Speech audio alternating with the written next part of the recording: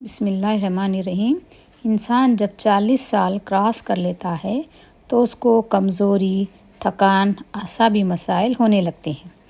یہ ایک بیماری کی علامت ہے جس کو سرکوپینیا کہتے ہیں۔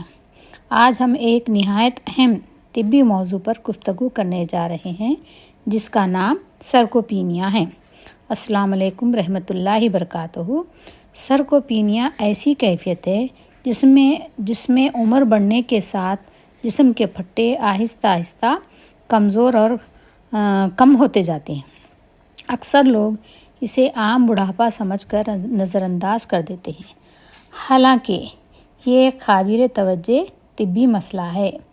یا سادہ الفاظ میں یوں کہیں، سرکوپینیا پٹھوں کی مقدار، طاقت، کارکردگی میں کمی۔ اگر اس پر توجہ نہ دی جائے تو انسان جلد تھکنے لگتا ہے، چلنے میں مشکل محسوس کرتا ہے، بار بار گرنے لگتا ہے، دوسروں کا محتاج ہوتا ہے۔ سرکوپینیا کیا ہے؟ سرکوپینیا 2 یونانی الفاظ سے بنا ہے۔ سرک یعنی گوشت، پینیا مینز کمی، یعنی گوشت یا پٹھوں کی کمی۔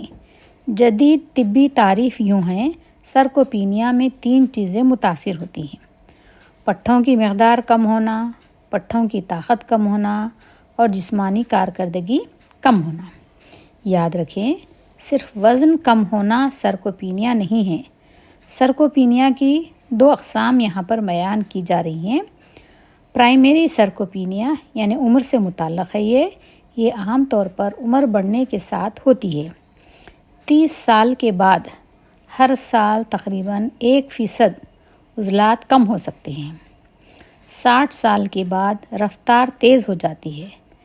دوسرا ہے سیکنڈری سرکوپینیا، یہ دوسری وجوہات سے ہوتی ہے، یعنی مثلاً جسمانی سستی، دائمی بیماریاں، غذا کی کمی، ہارمونل مسائل۔ آج کل نوجوانوں میں یہی زیادہ دیکھی جا رہی ہے۔ سرکوپینیا کے اسباب یہ ہیں کہ جسمانی غیر فعالیت یعنی سب سے بڑی وجہ ہے، یعنی زیادہ بیٹھنا، ورزش نہ کرنا اور مسلسل بیڈ ریسٹ، جو لوگ آرام طلب ہوتے ہیں۔ زیادہ اسکرین ٹائم، یعنی زیادہ تر ہم صرف ٹی وی وغیرہ دیکھنے میں مصروف رہنا یا فون وغیرہ میں۔ اصول یاد رکھیں، جو پٹھا استعمال نہیں ہوگا وہ کمزور ہوگا، یعنی یوز اٹ اور لاس اٹ۔ پروٹین کی کمی، پٹھوں کی تعمیر پروٹین سے ہوتی ہے۔ اگر غذا میں کمی ہو جائے، جیسے گوشت، انڈا، دالیں، دودھ اور دہی، تو پٹھوں کا ٹوٹنا شروع ہو جاتا ہے۔ ہارمونل تبدیلیاں، جیسے عمر کے ساتھ گروتھ ہارمون کم ہو جانا، ٹیسٹرون کم ہو جانا، ایسٹروجن کا کم ہو جانا، انسولین ریزسٹنس زیادہ ہو جانا، یہ سب عضلات کو متاثر کرتے ہیں۔ یہ ایک خطرناک صورتحال ہے۔ آئیے اس بیماری پر، سرکوپینیا پر ہم غور کریں گے۔ جہاں تک ہو سکے کھڑے رہنے کی عادت ڈالیں، بہت کم بیٹھیں، اگر بیٹھ سکتے ہیں تو کم سے کم لیٹیں۔ اگر کوئی ایجڈ آدمی ہاسپٹل میں ایڈمٹ ہو تو اسے زیادہ ریسٹ کرنے کو نہ کہیں، یعنی جیسے ہی طبیعت سنبھل جائے ہم حرکت کرنا شروع کر دیں۔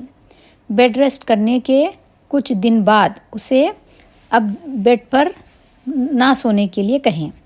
مشورہ دے کہ آپ ہمیشہ چلتے پھرتے رہیں۔ 1 ہفتے تک لیٹنے سے پٹھوں کی تعداد کے منیمم 5% حصہ کم ہو جاتا ہے۔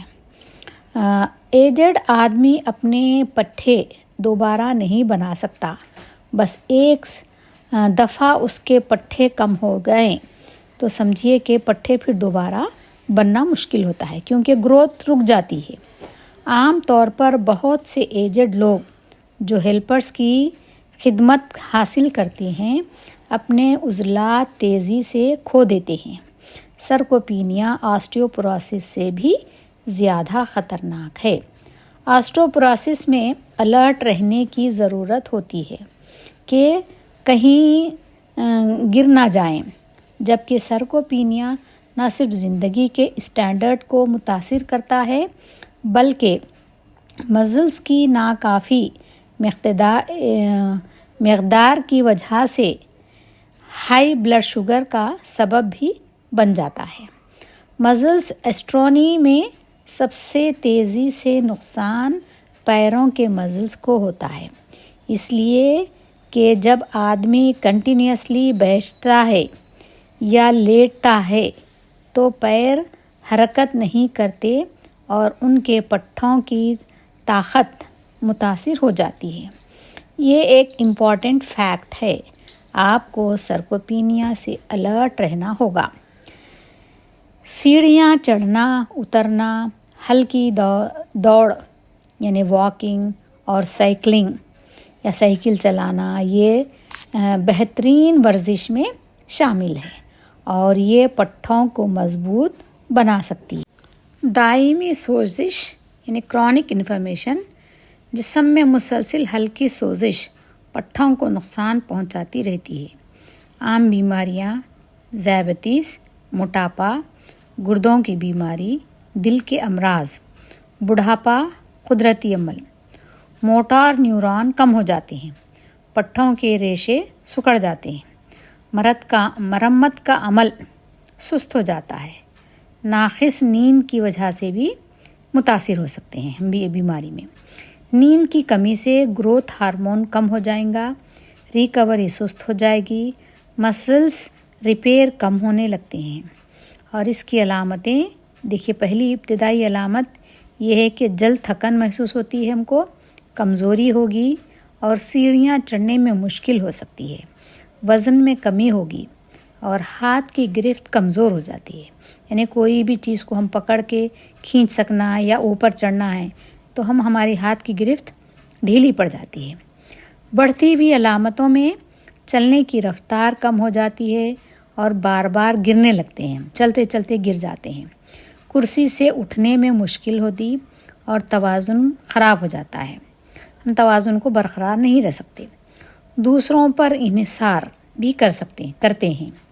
گھر پر ہم سادہ ٹیسٹ کر کے دیکھیں کہ یہ سرکوپینیا کا پرابلم ہے یا نہیں، جیسے بغیر ہاتھ کے کرسی سے اٹھ کر دیکھیں اور دوسرے بوتل کا ڈھکن کھولنے سے مشکل ہو تو توجہ دیں۔ ہم ڈاکٹر عام طور پر یہ چیزیں تشخیص کرتے ہیں، یعنی ٹیسٹ کر کے دیکھتے ہیں، جیسے پٹھوں کی طاقت، ہینڈ گرپ ڈائنامومیٹر اور پٹھوں کی مقدار یا ڈیکسا اسکین کرتے ہیں، BIA کا ٹیسٹ کرتے ہیں یا MRI کبھی کبھار۔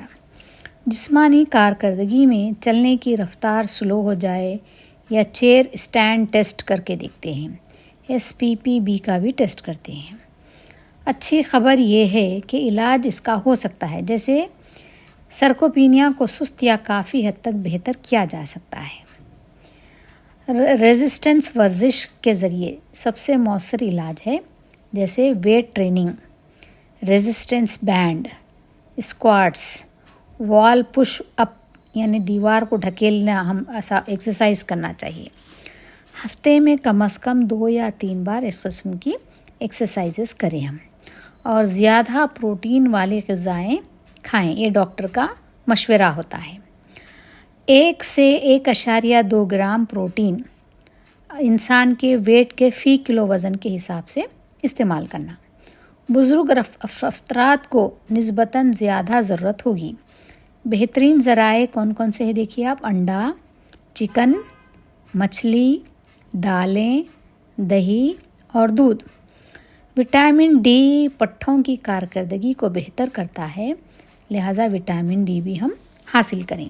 تو اس کے ذرائع کیا ہیں دیکھیے، دھوپ ہے، یعنی دھوپ میں بیٹھے ہم سورج کی روشنی میں، اور اس کے علاوہ اگر دھوپ سے بھی ہم کو وٹامن ڈی برابر نہ ملے تو سپلیمنٹس بھی لے سکتے ہیں، یعنی ٹیبلٹس وغیرہ، اور انڈوں کا بھی استعمال زیادہ کریں۔ مچھلی بھی کھا سکتے ہیں، ہفتے میں 1 یا 2 بار صحت کے اعتبار سے استعمال کریں۔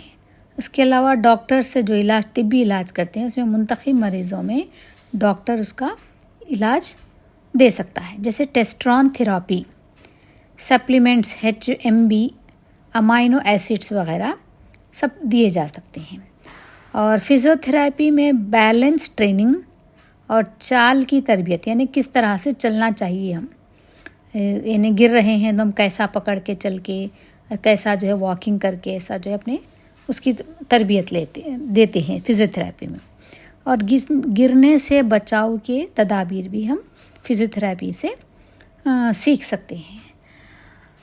اب اس بیماری سے بچنے کے لیے اگر آپ 30 سال کے عمر کے بعد یہ عادت اپنا لیں تو خطرہ کم ہوتا ہے. جیسے چہل قدمی کریں روزانہ، 30 سال کی عمر کے بعد سے ہی ہم احتیاط شروع کر دینا، واکنگ کرنا اور ہفتے وار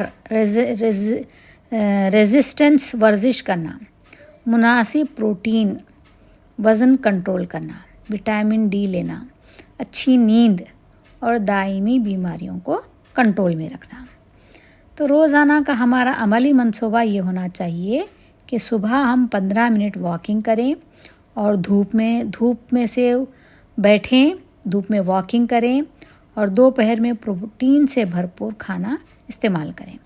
شام میں ریزسٹنس ایکسرسائز کرنا، رات میں مکمل نیند لینا، یعنی جلد سونا چاہیے، وقت پہ سو جانا اور کم سے کم 8 گھنٹے کی نیند ہونا چاہیے. سرکوپینیا ایک خاموش مگر خطرناک مسئلہ ہے. اگر ہم ورزش، مناسب غذا، متحرک طرز زندگی اپنا لیں تو ہم مضبوط رہ سکتے ہیں، گرنے سے بچ سکتے ہیں اور خود مختار زندگی گزار سکتے ہیں. عزیز ساتھیو، بڑھتی عمر میں بیماریاں زندگی کو بہتر بنانے کے لیے ہم اپنے بزرگوں اور چاہنے والوں کو یہ ویڈیو زیادہ سے زیادہ شیئر کریں. یہ ایک ثواب جاریہ ہے. ایسا سمجھیے کہ خود آپ ہی ان کی زندگی کو بچا رہے ہیں. اگر آپ کو یہ معلومات فائدہ مند لگیں تو ویڈیو کو لائک کریں، چینل کو لازم سبسکرائب کریں اور دوسروں تک شیئر کریں. یاد رکھیں، اچھی باتیں لوگوں کو شیئر کرنا بھی ایک ثواب جاریہ ہے، ایک نیکی ہے. یہ جو آپ نیکیاں کرتے ہیں اس میں بھی یہ ایک بڑی نیکی کے برابر ہے. اللہ حافظ.